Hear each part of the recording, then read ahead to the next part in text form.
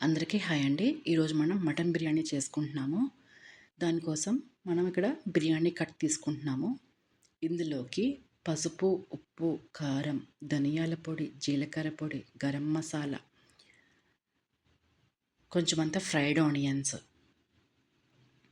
కొద్దిగా పుదీనా, కొత్తిమీర, అల్లం పేస్ట్. నేను ఇంట్లో అల్లం వెల్లుల్లి పేస్ట్ వాడనండి. ఉట్టి అల్లం పేస్ట్‌వే వాడతాను. అదే ఇక్కడ వేసుకుంటున్నాను అల్లం పేస్ట్. పెరుగు, కొంచెమంతా ఆయిల్. ఆయిల్ మనం ఫ్రైడ్ ఆనియన్స్ చేసుకున్న ఆయిల్ ఇక్కడ మనం వాడాలండి. అప్పుడే మనకి రుచి బాగుంటుంది బిర్యానీకి.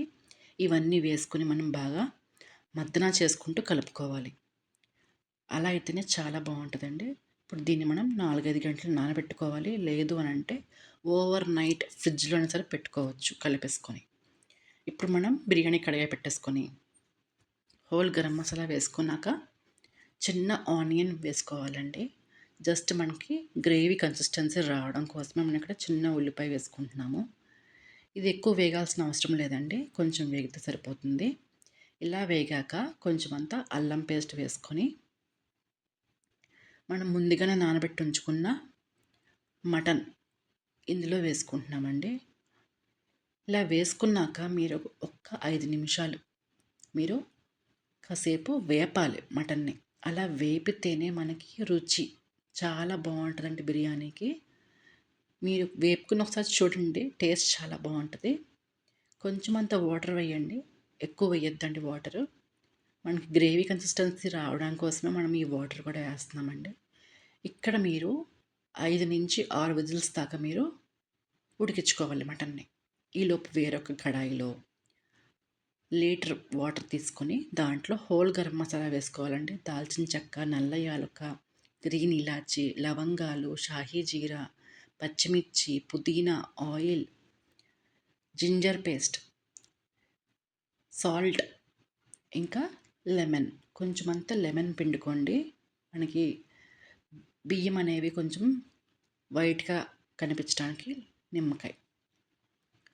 ఇక్కడ మనం నానబెట్టుకుని ఉంచుకున్న బాస్మతి రైస్ ఇక్కడ వేసేసుకోవాలండి. ఒక మరుగు రాగానే బాస్మతి బియ్యం మీరు పాతవే వాడండి, అవే చాలా బాగుంటాయి, కొత్తవి వాడద్దు. ఇలా మనకి 70% కుక్ అవ్వాలండి బాస్మతి రైస్ అనేది. చూసుకుంటూ ఉండండి. త్వరగా మనకి ఈ బాస్మతి రైస్ దగ్గరే మనం చాలా జాగ్రత్త పడాలండి బిర్యానీలో. ఈ 70% కుక్ అయింది. ఇప్పుడు మనం ముందుగానే ఉడికించి పెట్టుకున్న మటన్లోకి లేయర్స్ కింద వేసుకుందామండి. ఫస్ట్ 70% కుక్ అయిన రైస్ని మనం మటన్లోకి వేసుకుందాము. ఇప్పుడు దీనిపైన కొంచెమంత ఫ్రైడ్ ఆనియన్స్, పుదీనా, కొత్తిమీర, ఆయిల్ వేసుకోవాలి. మళ్ళీ సెకండ్ లేయర్ సేమ్ అదే ప్రాసెస్ అండి.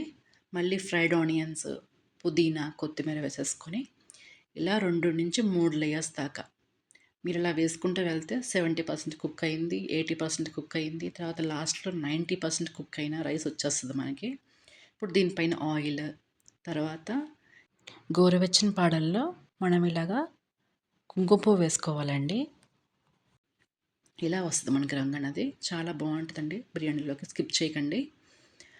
ఇప్పుడు దీనిపైన మళ్ళీ ఉల్లిపాయలు, పుదీనా,